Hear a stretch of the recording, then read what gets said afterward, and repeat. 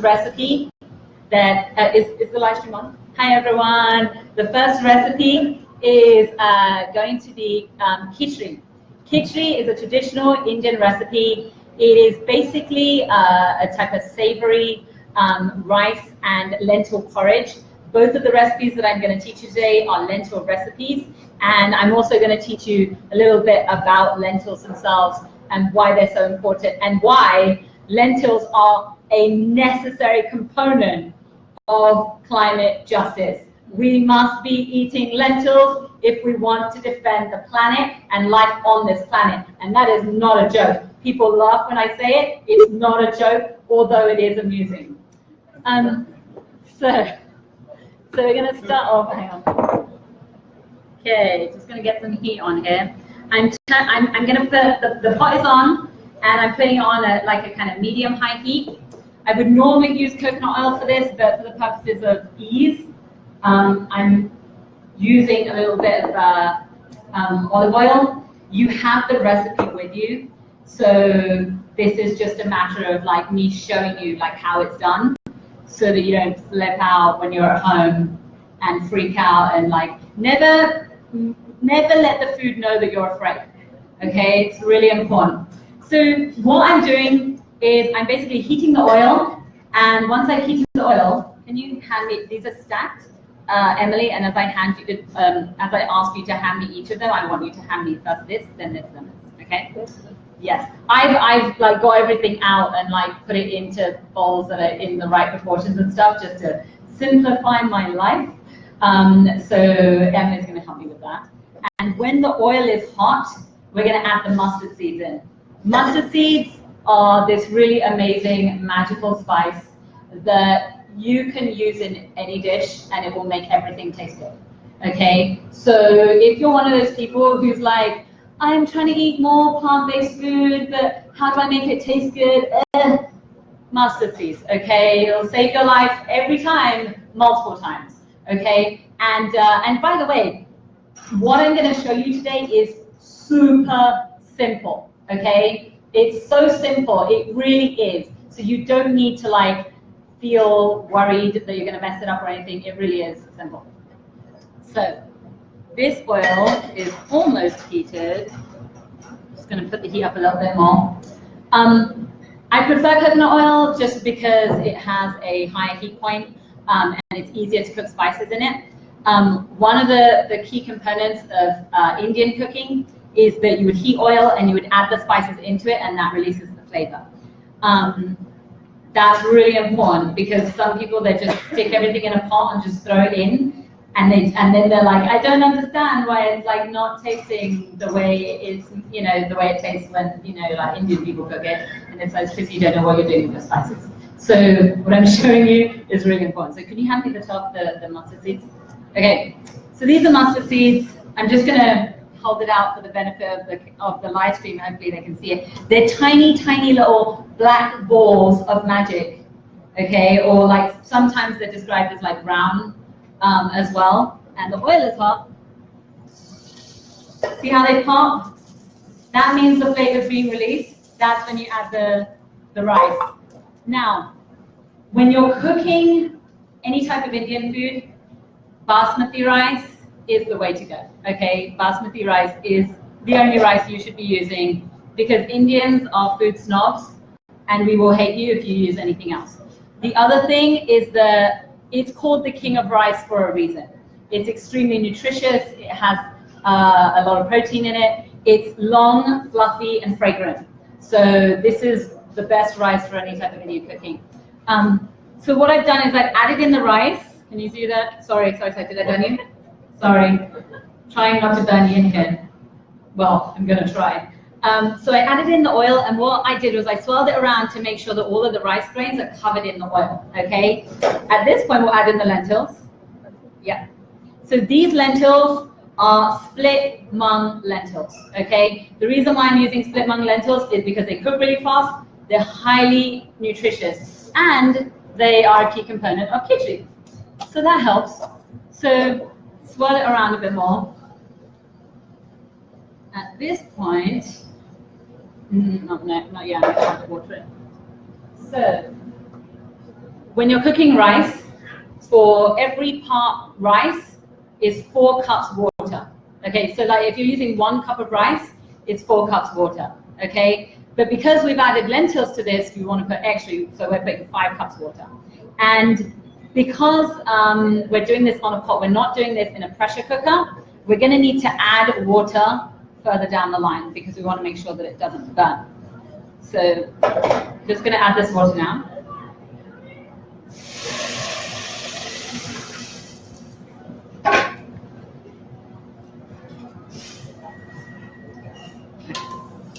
So added the water. At this point, I'm going to add the spices. So we're adding some chili powder right here, red chili powder. You know, there's lots of different types. Just plain red chili powder is fine. It's okay. So people will like, you know, kind of get a bit intense about it, but it's fine. Turmeric. Turmeric is essential. Okay, like it's essential in this dish in particular. So we're adding the turmeric in, and then this is salt. And I like a lot of salt, so I try to be conservative with it.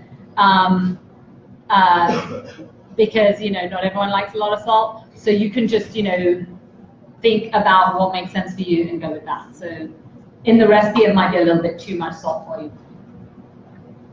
So I'm just going to stir that. And now that that's all in there, I'm actually going to cover it and put it on the other burner so that it can cook. In a pressure cooker, this would cook in 15, 20 minutes flat. And then, you know, as soon as you open the pressure cooker, you could eat it, right? Because we're not using a pressure cooker, this is going to cook in about 40 minutes. So I want someone to set a timer. Who's got a timer? Awesome. So we're setting a timer for 40 minutes.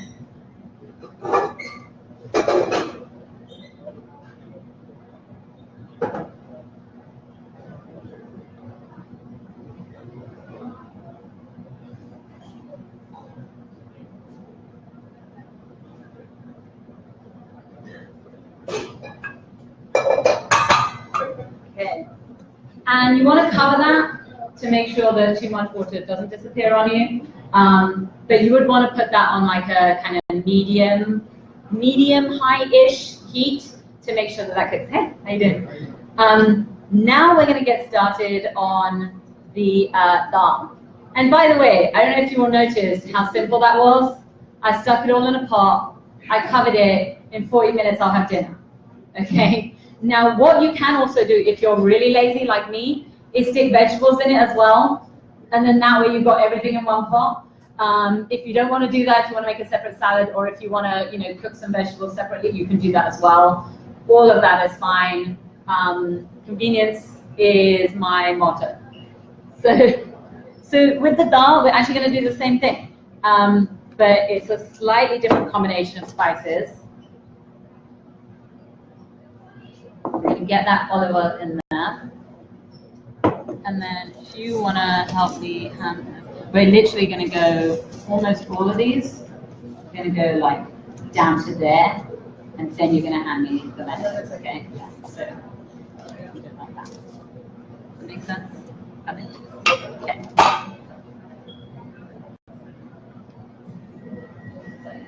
So, water.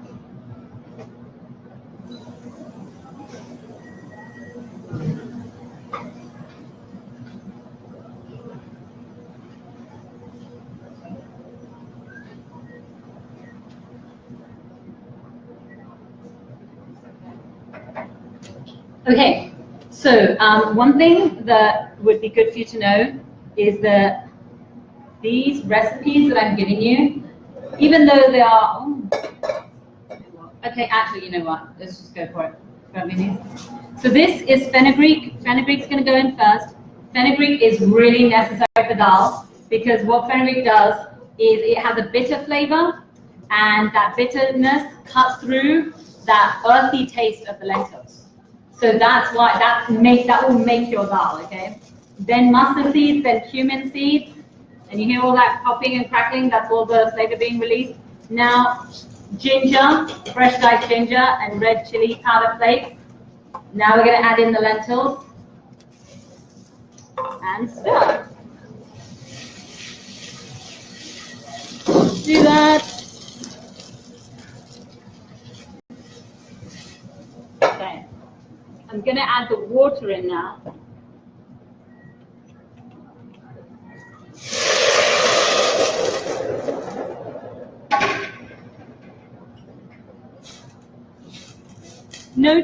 Notice how I stepped back when I was doing that, right? You don't want to be sticking your face in, trying to examine it, making sure you're doing the right thing. It's doing the right thing. Step back and pour that in.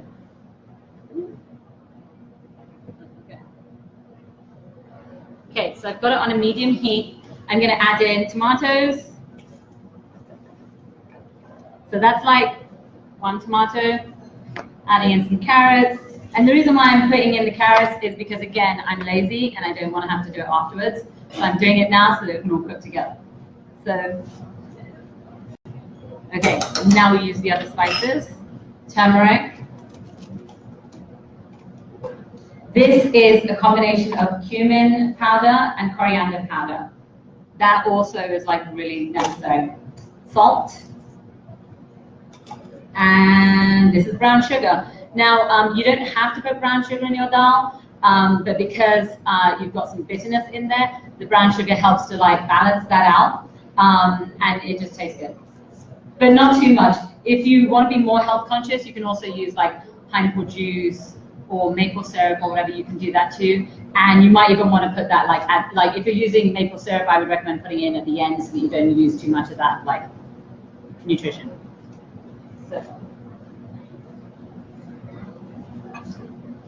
So, has anyone in the room actually used a pressure cooker before?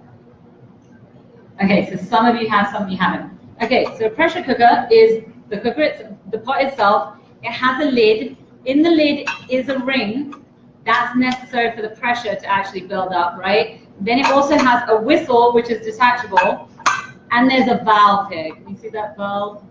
See that valve? That's a valve. This is the whistle. This is the ring, okay? So these are the necessary components, and all you do is you fit it on the top, you put it on, turn it on, and I'm gonna keep it on medium heat, and this needs 4 whistles. Because this is a slightly different lentil, normally I would use yellow duer, which is yellow split pea. We couldn't find that, so we're using a green lentil. So because of that, I'm going with 4 whistles instead of 3. That's the great thing about a pressure cooker, is that because of the, like, you can time how well it cooks by how many whistles go off. Okay, so it makes everything so much simpler. If you were making khichdi in the pressure cooker, it would be 3 whistles. If you have previously soaked the lentils, you wouldn't need to cook it for that long. You could do it for like 1 whistle or 2 whistles and then turn it off. So soaking does help, but you don't need to soak lentils the way you need to soak beans. So I'm going to give you a little bit of information on lentils. Why lentils? Okay, so it actually has the highest amount of protein by weight of any plant-based food. Okay, so in terms of like eating more plant-based food, eating less meat, for heat, for health, for climate reasons, for monetary reasons, it's cheap. It does have a massive amount of nutrition. It's easy to grow, right? It actually it grows in poor quality soil, right? So even if the soil isn't very good quality, it will still grow, and it's drought tolerant. So it grows even in like countries where there's not a lot of water. That's why it's such a brilliant like social justice food as well, because it's for everyone, right? And it's cheap. The smaller the lentil, the higher the nutrition value. So it's not like this type of thing where, the more the better. Actually, with lentils, the less the better, right? As in, the smaller the better. So, I've brought like some different lentils here so that you can see. So this, and I'm going to hand these around as well. This is whole green mung. Whole green mung. I just use split green mung for the khichdi. So this is whole green mung, very, very nutritious. And as you can see, it's pretty small. You can hand that around, actually. This is the split green mung, so the same thing as that, but just split. Cooks much quicker because it's split, okay? That's why I use it for this demo. This is also mung, but a different variety. This is mung dal. Dal basically means that it's more tender, it will melt easier. And this can also be used in khichdi. These are like, the three that I'm handing around are like the three like most popular that can be used in khichdi itself. So you can hand that around too. This is yellow tuer. Yellow tuer. This is also normally used in dal in my particular region. In my particular caste, family, all of those things. Different regions and different castes will have their own traditional practices about what they use, right? But the beautiful thing about lentils is there's so many varieties, okay? So don't just like, because all you see in the Western grocery store, like all you see is the green stuff and you don't really like that, so you're not really gonna eat them. Go to an Indian store, okay? Go and get lentils there. And by the way, you know, that's where the money should be going anyway, to the people who actually grow. Okay, so that's food justice right there. Okay, get your spices at you know, whether it's an Indian store, whether it's some other store like owned by people of color, that's where you should be giving your money. When it comes to rice, I used American basmati rice here because that's what we had. That's terrible, never use it. Okay, it's like the grossest thing in the whole world. It is not basmati, it is a lie, and it is cultural appropriation. Okay, this particular rice, you can tell that it's not basmati because it's shorter and it's almost fatter, and it kind of has this like, it kind of has this weird, gross kind of sheen to it that basmati shouldn't have unless you cook it. Real basmati is thinner, longer, and when you cook it, it will fluff up and it's fragrant. The older rice is, the better.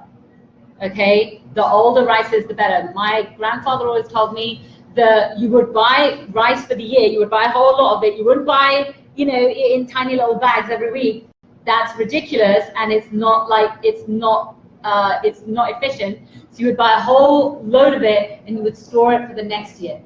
Right? The reason why is because the older the rice is, the more it fluffs up, which means you need less to feed more, right? That's food justice too. Don't waste food. So in the West, everyone's like, buy everything fresh. That's not how it works when it comes to rice, when it comes to lentils. Lentils you can buy and use a year later. They will not go bad as long as you keep them in a cool, dry place. That's another thing, right? Don't waste food. They're cheap. You can store them. You can also, you know, move with them, right? Like you don't need a fridge. You just need to put them in a cabinet where they're going to stay cool and dry. Lentils also have the most alkaline of all protein sources, right? That makes it much healthier. That means that it's not going to cause inflammation in your system. So especially for people who suffer from things like, you know, from things like acid reflux and various other problems that are caused, by the way, most diseases caused by inflammation, okay? So if you want to be healthy, you want to eat more of an alkaline diet, lentils will give you that. One amazing thing about lentils is as they grow in the soil, they actually increase the nitrogen and other nutrients in the soil. Right? So they're not just taking out, they're giving back, right? That's food justice. That's climate justice, because we need to ensure that the earth that we're using, we're not just taking from her, we're also giving back, right? So these are all these reasons, and it's pretty miraculous and it's pretty incredible. And in fact, most of the world eats lentils on a regular basis. It's only in the rich white countries where we eat a lot of meat that people do not sustain themselves with mostly lentils. Thank you. Oh, you can send these around. And this variety of lentil is called urad. This is white urad. You can also get black urad. There are many different varieties. And in my tradition, you would actually have a different lentil every day. So urad you would have on a Saturday. Mug you would have on a Wednesday. Chickpeas you would have on a Thursday, and so on and so forth. And those were like spiritually prescribed, or culturally prescribed rotations to ensure that you're getting a wide variety of nutrients and you're making sure that you're actually eating lots of different things, which is going to be healthier for you. Lentils, this is a really big one. They need less water to grow than a lot of meat-based protein that a lot of people eat, okay? So for every gram of protein that we get from lentils, you need 5 gallons of water to produce that. To produce 1 gram of protein in beef, you need 30 gallons of water, okay? That's a huge issue. It's massive. And the majority of water that is wasted is a serious food justice issue, okay? So that is something that you have to keep in your mind about not only what you're eating and how it's good for you, but how it's good for the planet and how it's good for other people, okay? How it's good for other people. So yeah, so at that point, we're gonna let this cook, and I'm gonna get into the presentation. So we're gonna halt the live stream, and then after I'm done with the presentation, we're gonna go into Q&A, and that's when we'll turn the live stream on again, okay? We'll see you later, bye.